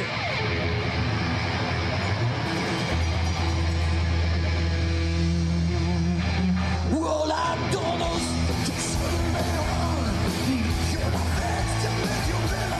Acá están los verdaderos leones, decía Chiso, insisto, en algo que se hizo desde el espíritu solidario. Y bueno, en jornadas como esta tenemos ganas de ver qué es lo que pasó, digamos, ¿no? Con todo eso. Está en línea Gustavo Carestía, es el director del Hospital Municipal de Bahía Blanca. Gustavo, soy Pablo Caruso y todo el equipo de QR en Bravo TV. Te saludamos. Buenas noches. Hola Pablo, buenas noches. Muchas gracias por atendernos, Gustavo. Mira, antes de preguntarte sobre esto que estábamos viendo y cómo está el hospital, déjame preguntarte qué reflejo están teniendo por estas horas, porque Bahía Blanca no es sede de la tormenta, pero están escuchando lo que pasa en otras localidades, ¿no? Sí, bueno, por suerte esta vez aquí no ha llegado todavía una tormenta fuerte, pero bueno, tenemos el recuerdo y tenemos esa sensación cada vez que llueve un poquito, claro, de ver lo que pasó, de remontarnos, mejor dicho, lo que pasó el 7 de marzo, que fue una situación terrible, inusitado para nuestra ciudad, nunca nos había pasado nada similar. Déjame preguntarte eso, Gustavo, y lo conversamos en el arranque, porque aún no siendo bahienses, no sé, hoy alguien en Zárate ve cómo se viene esta tormenta y que no frena, y lo primero que piensa es, che, ya no es como antes, que por ahí, bueno, capeamos un poco la tormenta. No, puede pasar como en Bahía Blanca, puede pasar como en Olavarría. Un poco estamos en esta situación aprendiendo también a cómo convivir con estos sucesos, ¿no? Sí, seguramente tiene alguna relación con esto del cambio climático y demás, obviamente, y digamos, nos ha llevado a todos a empezar a pensar en forma distinta respecto, claro, a los fenómenos climáticos. Gustavo, creo que se recaudaron 1.200 millones de pesos en ese recital. ¿Cómo vino al hospital? ¿Cómo se utilizó? ¿Cómo está en la situación ahora? Bueno, si me permitís, primero quiero decir que lo que hizo La Renga es espectacular, ¿no? Inusitado también y poco visto, como una banda que hace un recital de este tenor, como vos decías antes, con 25.000 personas, y donar absolutamente toda la recaudación al Hospital Municipal de Bahía Blanca. Esto, nosotros si bien recibimos habitualmente donaciones, y bueno, y más después de esta tormenta, nunca de esta envergadura. Esto es algo especial. Y no solamente nos ha conmovido a la gente que trabajamos en el hospital, nosotros somos 1.100 personas que trabajamos en el hospital, sino, digamos, lo ha conmovido también a la ciudad de Bahía Blanca. Así claro, que esto es para nosotros extremadamente valioso. Nosotros tuvimos algunos problemas con la tormenta, básicamente no de inundación en el hospital, pero sí de rotura de techos y de cielos rasos provocados por el gran volumen de agua. Y junto con eso el deterioro de algunos de aparatología médica. Claro. El dinero que se recaudó entró directamente a medida que iba acreditándose a la fundación del Hospital Municipal y se creó una cuenta especial para eso de común acuerdo con la gente que organizaba el recital, de manera que todo esté absolutamente cristalino y para que tengan conocimiento toda la gente. En el día de ayer yo hice una conferencia de prensa donde relaté con detalle exactamente en qué se está utilizando los fondos que recaudaron. Esto es, digamos, lo más importante. Vos decías la cifra de 1.200 millones, es más o menos eso, pesos más, pesos menos, claro. Pero la cifra más importante del gasto que tenemos es de 450 millones de pesos en un nuevo tomógrafo. Nuestro hospital es un hospital de agudos que atiende la mayor parte de la emergencia de la ciudad de Bahía Blanca y que no puede indudablemente funcionar si no tiene un tomógrafo. Claro. Así que lo hemos, en este momento estamos terminando. Perdón, y antes de poder comprarla, ¿dónde tenían que ir? Si insisto. No, tenemos un tomógrafo. Justamente el tema es que se rompió con la tormenta. Por eso lo digo. Entre que se rompió con la tormenta y lo pudieron recuperar, para tener en claro lo grave que es no tener un tomógrafo en un hospital así. ¿Cómo resolvían una patología aguda que lo necesitaba? Sí.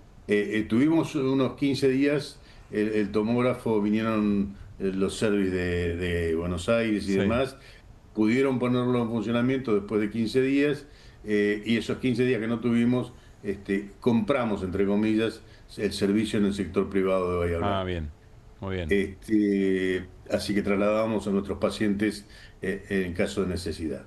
El tomógrafo nuevo lo vamos a tener, estimamos que para fines de agosto, y bueno, otros 200 y pico millones de pesos, hablo de las cifras más grandes, fueron utilizadas para la reparación de mamposterías, techos, pisos que se deterioraron en forma muy importante durante la tormenta. Gustavo, déjame preguntarte cómo cambia evidentemente la solidaridad sirve, ¿no? Quiero preguntarte qué impacto tiene sobre la comunidad cuando suceden hechos de estas características. Es decir, si cambia algo, cuando lo mancomunado termina demostrando qué es lo que efectivamente nos saca a flote, ¿cómo impactó en el ánimo de la comunidad del hospital? No, fantástico, digamos, todo el mundo está, como te decía antes, conmocionado por un lado y emocionado por el otro lado, porque no es solamente el tema de la plata en sí mismo, sino de la actitud. Es una actitud valiosísima la de la Renga, realmente supera cualquier expectativa, porque han hecho un esfuerzo muy importante, como se hace habitualmente en este tipo de recitales, pero donaron toda la recaudación.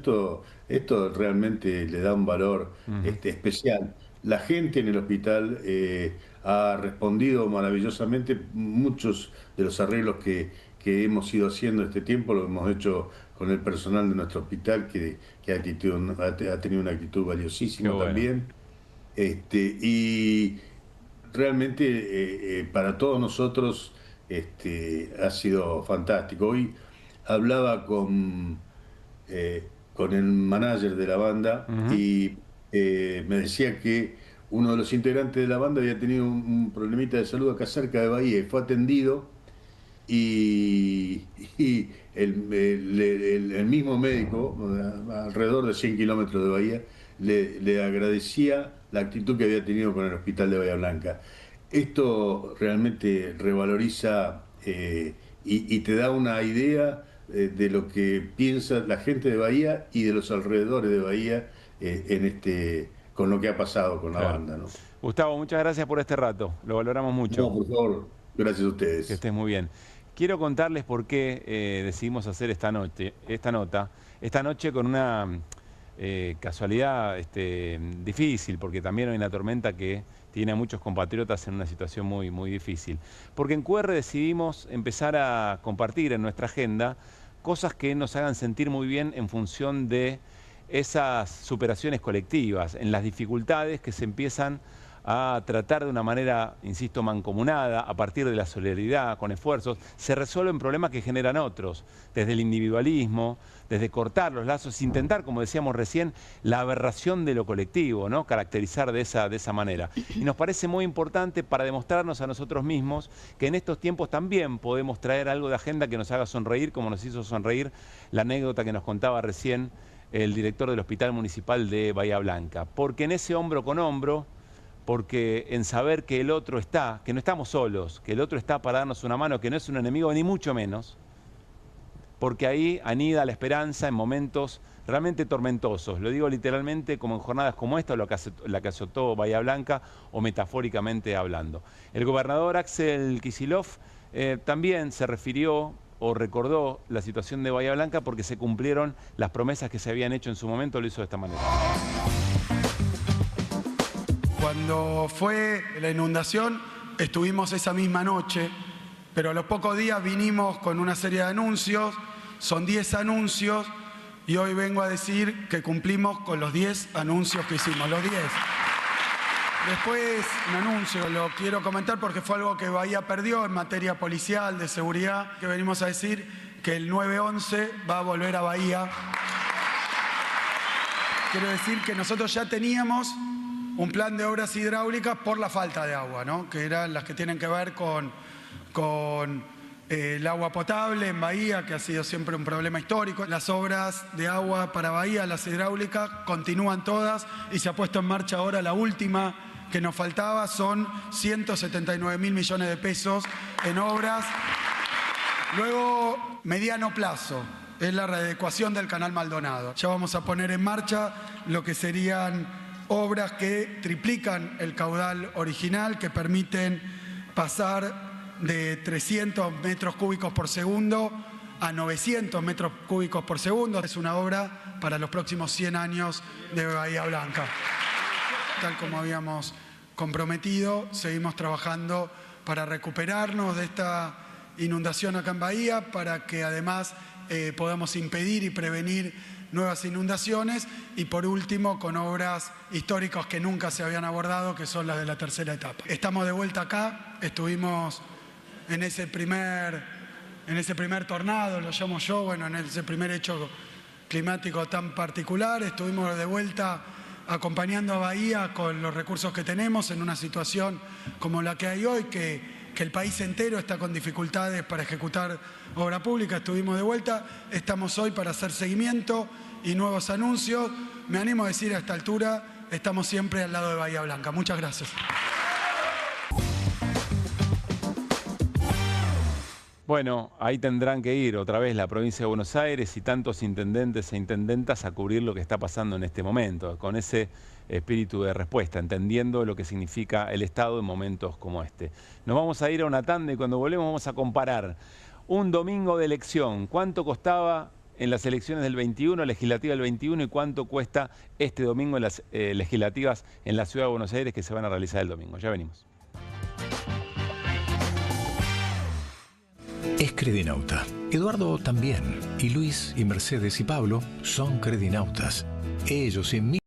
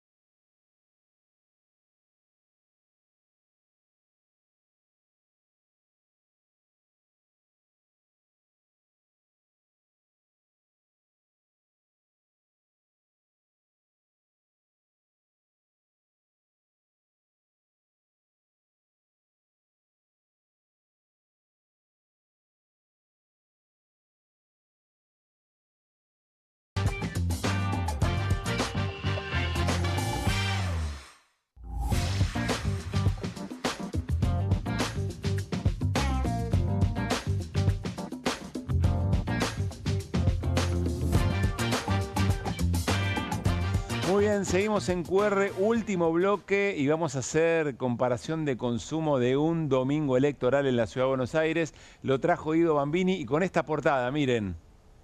Rúcula inflamatoria, muy bueno. Grande Mache. El detalle acá está bárbaro. No había visto eso. Bueno. ¿Quién se refleja en el cuchillo? Ella. Cari, Claro. la jefa. La jefa. Esa mirada es inconfundible, ¿eh? Te digo que está para la película de... Este está mal de la cabeza. Qué Sí, miedo. sí, sí. Un ojazo. Guido Bambini se llama. No, Y- no, porque me van a... nada que ver. Y Mache Fernández. Mache. Y Mache González en nuestra producción audiovisual. Le quiero mandar un saludo a María Cabrejas también. Gracias. Laburando espectacular todo el equipo de producción de QR. Muchísimas gracias por eso. Bueno, rúcula inflamatoria. Vamos a darle contenido a esto. ¿Y tiene que ver con qué, Guido? Y vamos a hacer una comparación con las últimas elecciones legislativas de la Ciudad de Buenos Aires. Traje precios de la Ciudad de Buenos Aires de mayo de 2021 y vamos a compararlos con hoy. El dato de realidad es de abril, es el último dato disponible de la inflación del mes de abril, pero bueno, es un proxy. ¿Qué pasó en estos 4 años, punto a punta? Muy ¿Cuánto bien. sale en pesos y cuánto sale en moneda dura? Empecemos. En dólar MEP. A ver. Arrancamos por asado, mediodía. Claro, pero pará, te juntás antes de ir a votar. Sí. ¿No? Un asadito te comes con tu familia. ¿Quién pudiera? Bueno, Pero sí, está vamos a ver bien. cómo están los En datos. términos de anhelo, está muy bien. Bueno, sí, asado al mediodía. Podés haber ido a votar antes, podés ir a votar después. Si estás con un asado, anda antes, porque después te da un poco de fiaca y hay que ir a votar. Bien. Arrancamos con un kilito de pan. ¿Un kilo de Vamos pan? a leerlo en dólares para poder hacer la comparación. Dólar MEP.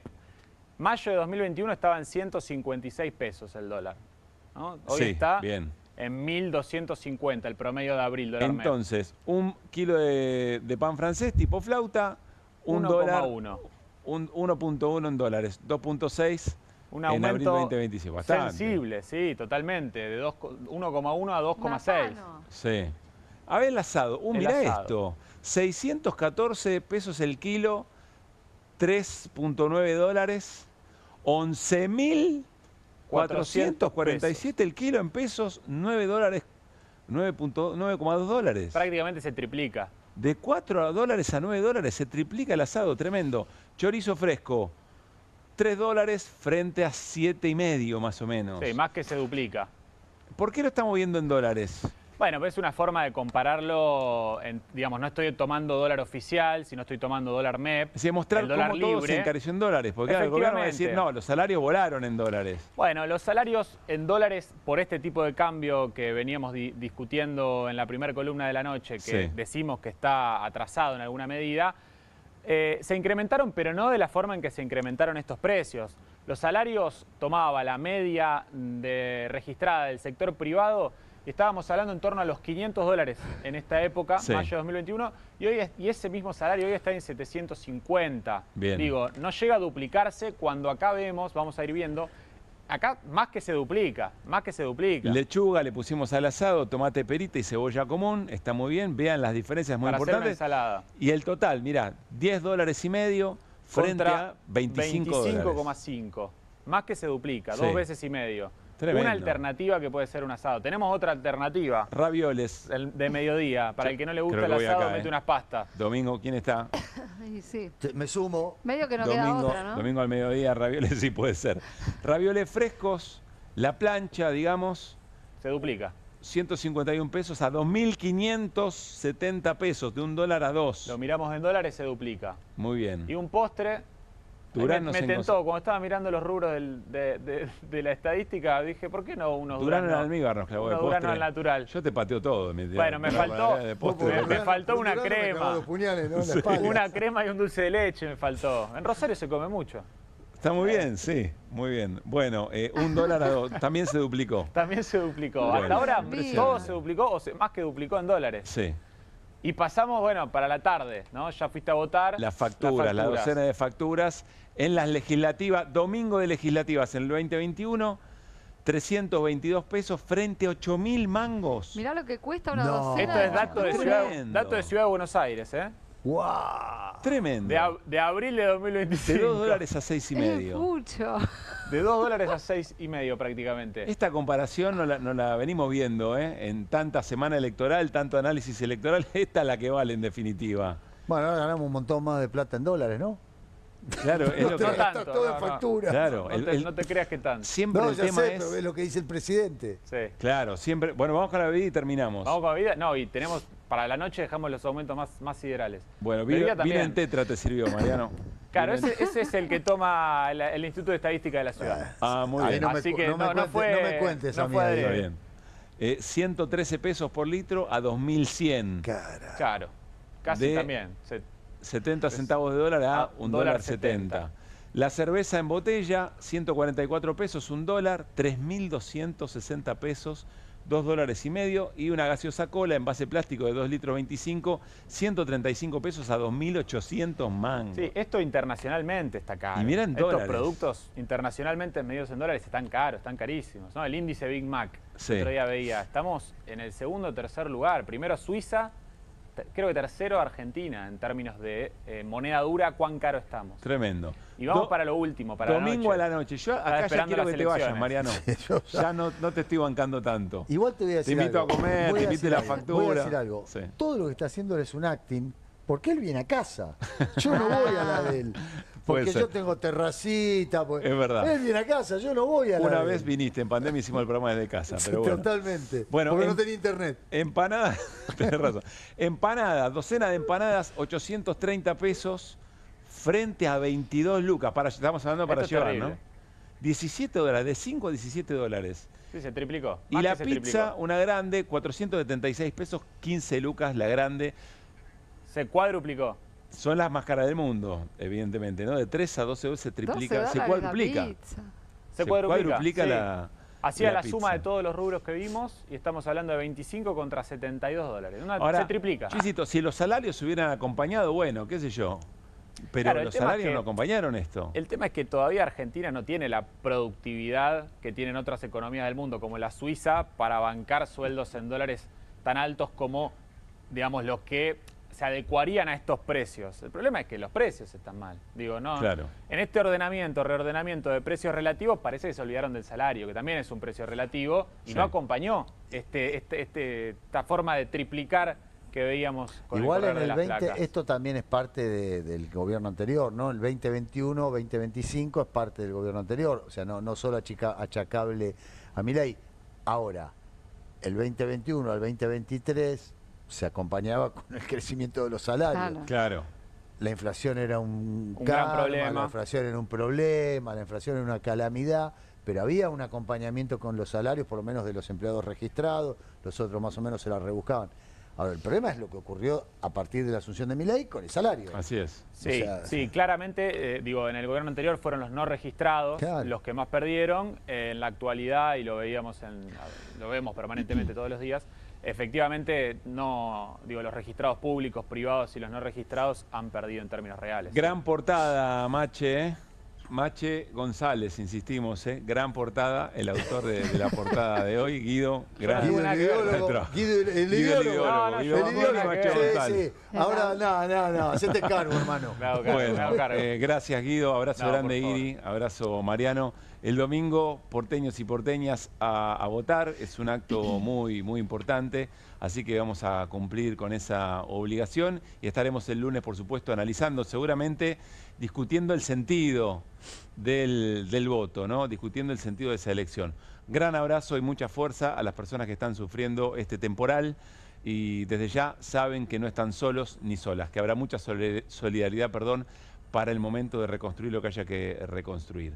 Gran abrazo al equipo de producción de QR y también al equipo técnico de Bravo TV que nos acompaña, que hace mucho esfuerzo noche a noche para que podamos hacer un programa realmente muy, muy digno. Buen fin de semana, nos reencontramos el lunes.